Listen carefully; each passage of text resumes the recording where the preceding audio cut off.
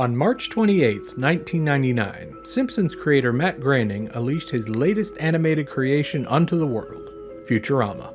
Futurama tells the story of Philip J. Fry, a dim-witted delivery boy who ends up getting cryogenically frozen on New Year's Eve 1999 and is awoken 1,000 years later to find that his home city of New York is now populated with aliens, robots, mutants, and other colorful characters. When he discovers his only living relative, his nephew Professor Hubert Farnsworth, owns a delivery company called Planet Express, he works there as a, delivery boy, along with a crew consisting of the crude yet fun robot Bender. Hey, what's this fat ugly thing? A frog? A toad? Your mama! Leela, the mutant captain that's the most competent of the group. Professor, are we even allowed in the Forbidden Zone? Why, of course. It's just a name, like the Death Zone or the Zone of No Return. All the zones have names like that in the Galaxy of Terror. Professor... Off you go. Pleasant trip. And a few others like Amy Wong, Hermes Conrad, and of course, Dr. Zoidberg. Hello. Dr. Zoidberg? What are you doing here? Making a cameo. It's so nice to see you, my friends, and the robot. This is so unlikely. Hey, what's that kajigger? I'm not sure, but judging by its scales and long tongue, I'd say it's a horse. Giddy up! Yee-haw! I'm a cowboy, I am!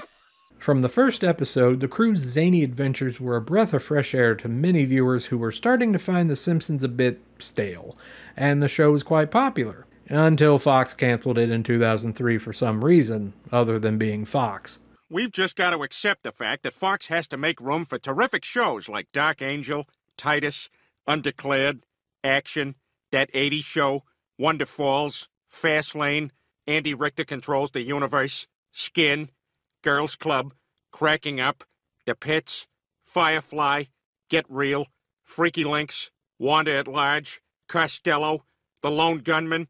5 years later, after a few direct-to-DVD films were released, Comedy Central would bring the series back for a while, ending it proper in 2013. During the show's complete run, it had a slew of merchandise, mostly in the form of comics and action figures. Yet when it comes to games, something The Simpsons had a ton of, there have only been 2 Futurama games. There's a mobile game that came out in 2017 that I doubt not many care about, and then there's the topic of today's episode, 2003's Futurama, the game. Being a somewhat average fan of Futurama, I saw this game back for about $15-20 bucks, and I kind of passed on it because it looked kind of meh to me. But as I've started this Viridian journey that we're still on today, I knew eventually I'd cross paths with it yet again. But we all know the question we want to answer today. It's a tie-in game to a popular TV series back in the day. Is it any good? Well, there's only one way to find out, so break out those cans of Slurm you've had in your fridge for God knows how many years. It's time to play Futurama, the video game.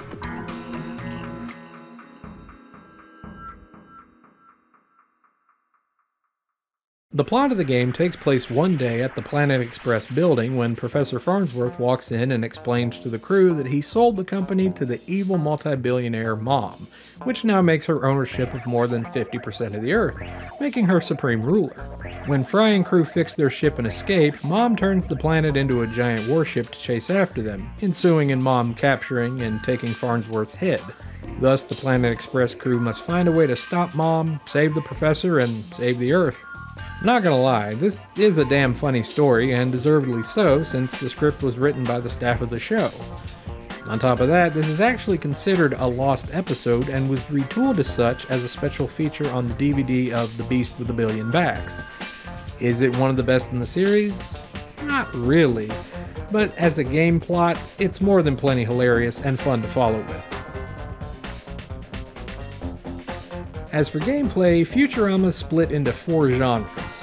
Sort of. With you controlling the crew of the Planet Express ship and Dr. Zoidberg. Fry's stages play out like a third-person shooter where you take out enemies and do some platforming and a few puzzles to progress, with a small arsenal of weapons like a laser pistol, shotgun, rifle, railgun, and a hammer, because why not? Bender is more akin to a Crash Bandicoot game, right down to the spin and dash attacks, and a huge emphasis on platforming. There's even a run from a giant boulder section, for crying out loud. Leela is also more about platforming, but with her sections, I got kind of a Tomb Raider vibe going on, with more puzzle solving. Lastly, there's the good doctor.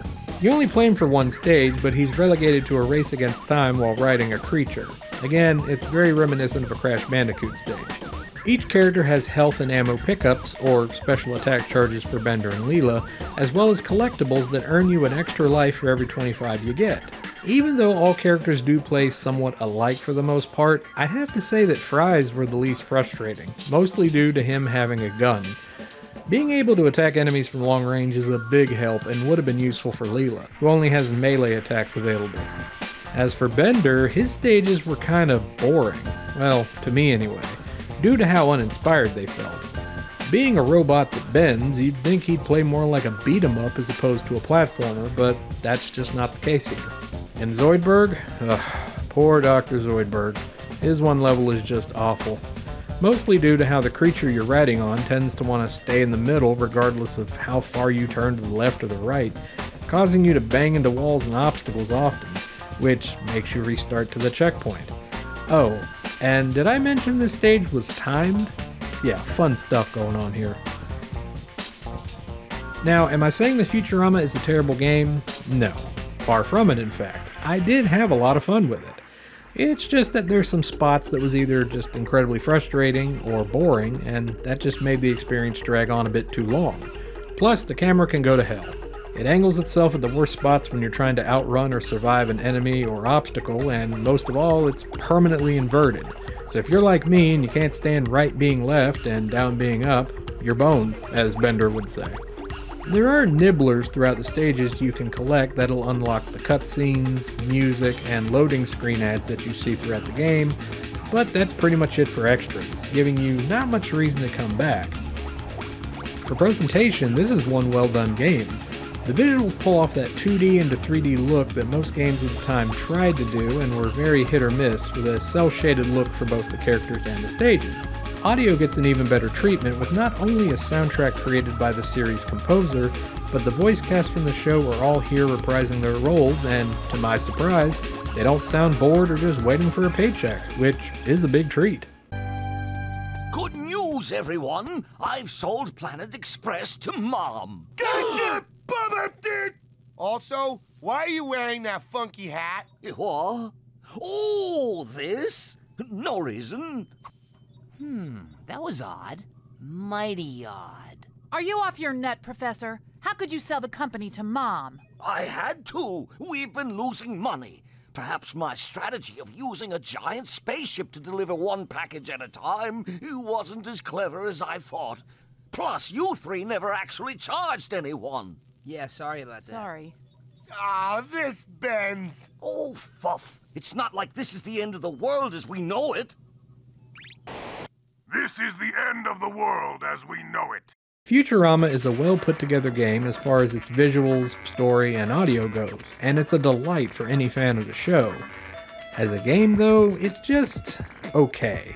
It's not horrible or amazing, just nice. Even with the issues it does have, it's not bad to play if you're a fan of platformers, though nowadays that might be a problem. I'm not entirely sure if it was because the game came out right when Fox had canceled the show or what, but Futurama has become one of those pricey games to come across as of late, with prices going as high as $200 for a copy. Now of course if you come across this for cheap, by all means grab that sucker. But if you're just one of those that wants to see the lost episode, you're better off just watching the special on that DVD or catch it online. In the end, it's a shame that Futurama didn't get as much gaming love as The Simpsons, considering how many terrible games that series spewed out. Still, for a show that beat the odds and cheated TV death, one game is better than none.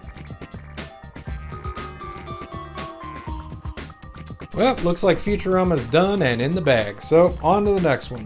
But for now, as always, this is the Dali Popka saying, stay green my friends, I'll see you next time. Hey everyone, thanks for watching. If you enjoyed this episode and want more of me and the Big Green, then click that subscribe button and the bell to get notified when new content arrives. I want to say a special thank you to my patrons for helping not just the channel grow, but me as a creator. You have my forever thanks. If you're interested in the channel and would like to help it grow further, consider becoming a patron today. For the cost of a soda or an item on the dollar menu, you can help myself and the channel provide the best source of Big Green programming and more. Once again, all the thanks and love.